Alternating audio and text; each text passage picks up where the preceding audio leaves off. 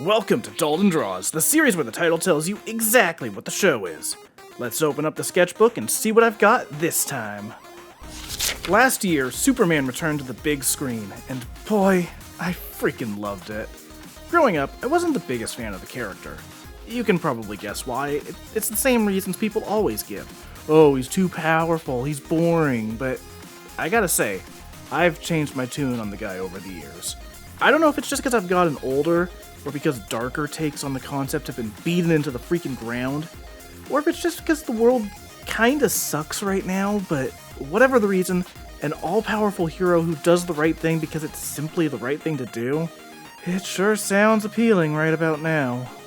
In the last few years, we've gotten a few takes on Superman that have really appealed to me.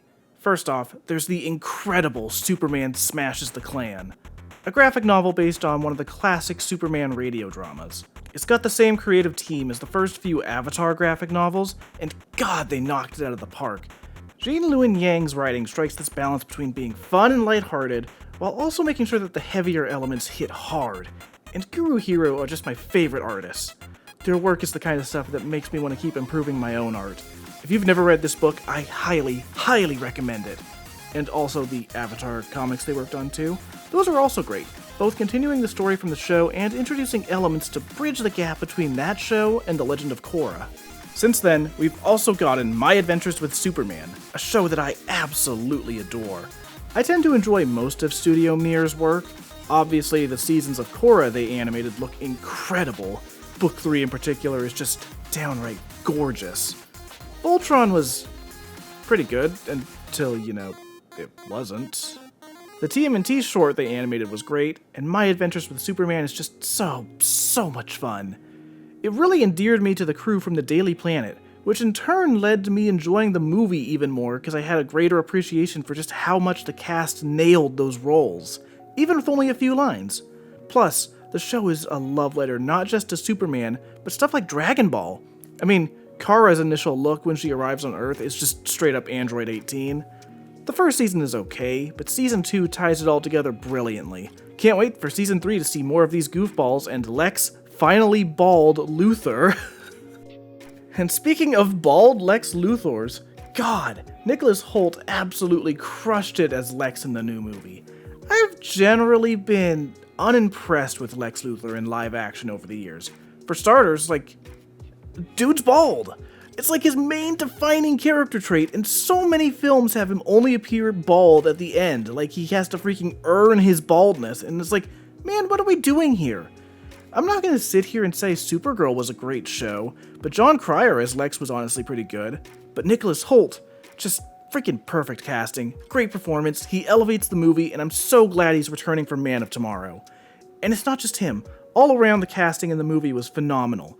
David Corn Sweat as Clark has quickly become one of my absolute favorite takes on the character.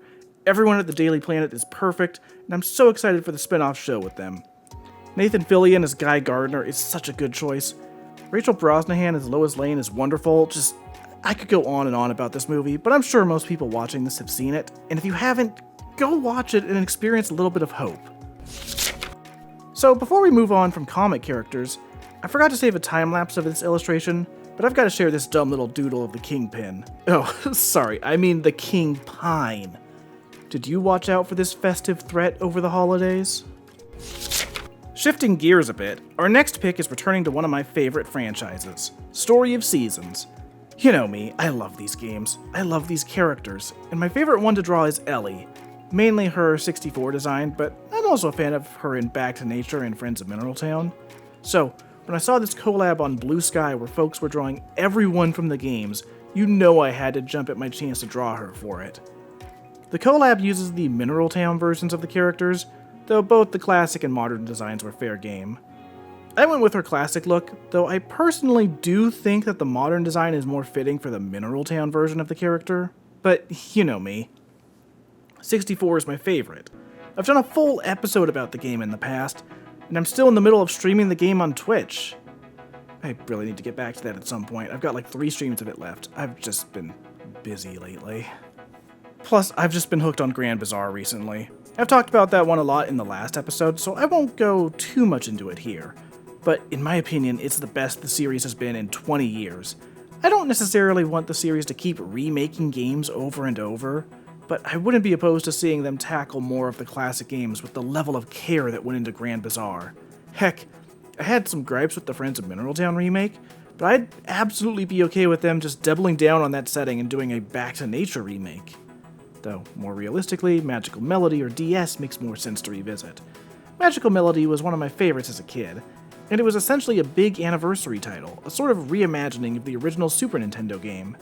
With DS, on the other hand, you've got the main cast of both Mineral Town and Forgotten Valley in one game, and there's plenty of stuff to do. That game also has some very unfortunate game-breaking bugs, and being an early DS game, the touchscreen integration is really intrusive, so it could use a remake just to fix those issues. That said, right now I'm just curious what the next game in the series is going to be. When they initially teased Grand Bazaar, they also had concept art for a multiplayer game, with some of the player characters from past entries. We haven't heard anything since then, but with this being the 30th anniversary, maybe it'll resurface. But enough about the farm, let's head to Lumio City for the next pick. I really enjoyed Pokemon Legends ZA. It's not my favorite of the Switch games, but I'd argue it's the most consistent of the bunch. Personally, Scarlet and Violet are my favorites of the era, tech issues aside. Kinda ridiculous that those games need a Switch 2 to run well, but I don't know, they just clicked with me. ZA has much smoother performance and stronger visuals overall. Still not great visuals, the buildings are pretty flat, but it really didn't bother me. But this isn't a review, I'm here to talk about the characters. Pokemon's been knocking it out of the park with the main cast lately, and ZA continues that trend. I loved the goofballs in Legends ZA. Lita is such a fun character, Naveen being a simp is a great bit, and I know people usually hate the friendly rival characters. I mean, I've ranted about them in these videos myself, but the rival here works because they're just pure of heart, dumb of ass. And nothing exemplifies that more than how the Rust Syndicate are introduced. What do you mean you got in debt with the Yakuza over filming an ad for a hotel? An ad, by the way, that's so bad that you see people in town talking shit about it. You cost the hotel business and dragged everyone down with you, you fool! So you go and meet Short King Corbeau, the head of the Rust Syndicate. And there's a lot to like with this guy. I'm a fan of the Like a Dragon series. Although, RGG, stop making bad decisions, thanks.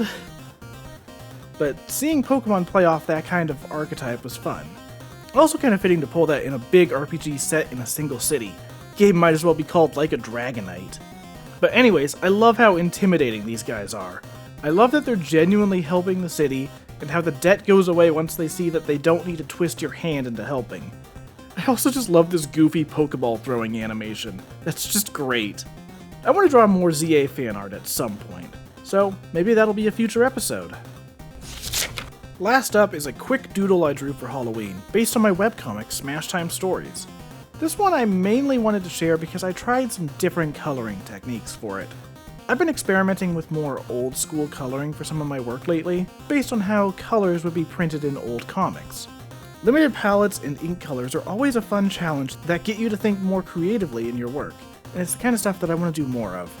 So I mentioned in the last video that I'm going to do an episode all about my comic, and I think that'll be the next one.